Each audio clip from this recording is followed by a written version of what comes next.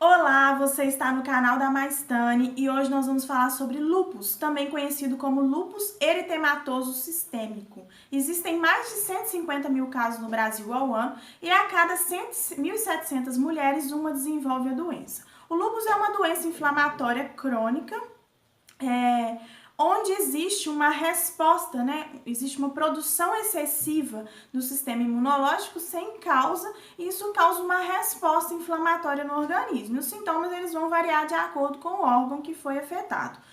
Não existe cura para o lúpus, mas também não é uma doença contagiosa. Segundo os reumatologistas, é uma doença comum. Ele afeta qualquer idade, sexo ou raça, mas é mais comum nas mulheres em idade fértil. Então, por volta aí dos seus 20 a 45 anos, quando nós pensamos em etnia, mais os asiáticos e os hispânicos, mas falando de Brasil, que é um país de mestiços, não tem muito dessa relação. Os sintomas do lúpus, então, ele vai depender do órgão em que foi afetado, por isso é muito individual. Eu vou falar um pouquinho sobre os sintomas principais, os generalizados. Ele pode ser tanto de manifestação lenta e progressiva, quanto de manifestação rápida, e em semanas aí a pessoa já começa a manifestar os sintomas. 80% das pessoas que desenvolvem o lúpus, ele manifesta sintomas cutâneos, também chamados de discoides. Então, são manchas na pele, principalmente em áreas afetadas pela luz solar. Então, às vezes, face, orelha, o colo, os braços, existem as lesões do tipo asa de borboleta, que pega aqui mesmo no dorso do nariz, e existem as vasculites, que é a inflamação dos pequenos vasos, então pode manifestar manchas avermelhadas nas pontas dos dedos, tanto das mãos quanto dos pés.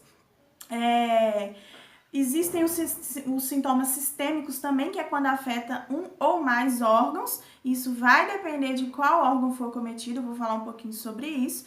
E existem outros sintomas relacionados ao lúpus, às vezes por uso de alguma medicação ou alguma droga, às vezes por alguma inflamação temporária no organismo, e até neonatal, que é bem raro quando a mãe é portadora da doença e ela passa para o feto. Então, sintomas gerais do lúpus: febre, normalmente não é alta, emagrecimento, perda do apetite, fraqueza e até mesmo uma queda de cabelo. Lembrando que na maioria dos casos essa queda de cabelo está relacionada com a fase de atividade da doença. Iniciando o tratamento, o cabelo volta a crescer. Então, falando dos sintomas específicos de cada órgão, eu vou citar um pouco dos mais comuns. Os mais frequentes. A dor, então, nas juntas, nas articulações das mãos, dos punhos, dos joelhos, dos pés, independente se tem um inchaço ou não, se tem edema ou não.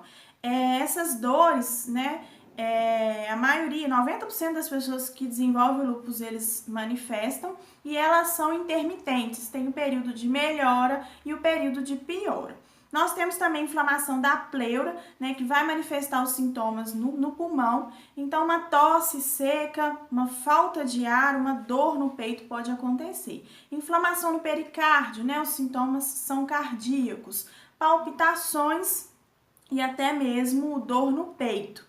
Temos também o quadro de hipertensão, que pode ser desenvolvido com lúpus, que pode ter essa alteração aí da pressão arterial e ter o aumento dessa pressão, e alterações renais, que estão associadas também com essa hipertensão. Às vezes tem um aumento de pressão, isso vai influenciar em edema, inchaço dos membros inferiores, então das pernas e dos pés, causa aí uma diminuição da urina, da filtração.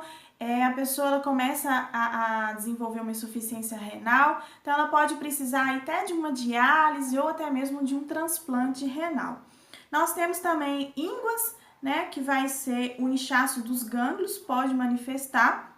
Falando de metabolismo, da tireoide, tem também uma influência em relação a isso. Então, pode afetar o ciclo menstrual dessa pessoa, o apetite, até mesmo o peso, e pode afetar até a libido aí dessa pessoa.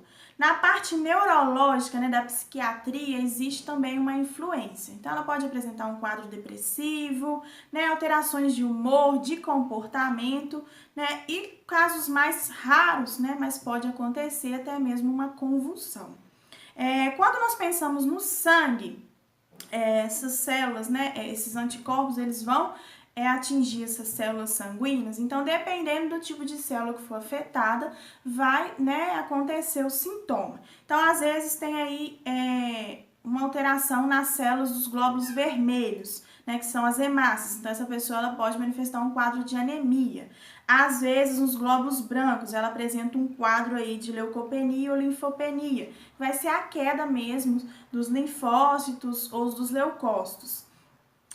Às vezes, afetou aí as plaquetas, né? Tem a queda dessa plaqueta, isso vai favorecer um sangramento para essa pessoa. Então, às vezes, a menstruação, o fluxo menstrual vai aumentar, sangramento de gengiva e até mesmo uma facilidade com hematomas.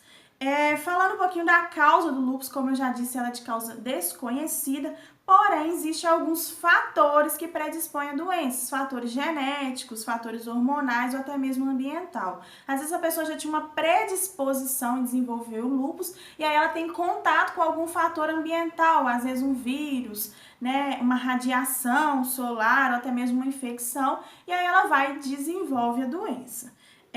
O diagnóstico do lúpus ele é baseado nos sinais e sintomas, né, mas pode também, se for necessário, exames de sangue, exames de urina. Não existe nenhum exame específico do lúpus, mas pode-se fazer um exame de fator antinuclear para ver se tem alguma taxa elevada. Né? O diagnóstico é interessante que ele seja precoce, né, para diminuir mesmo a progressão da doença e tratar.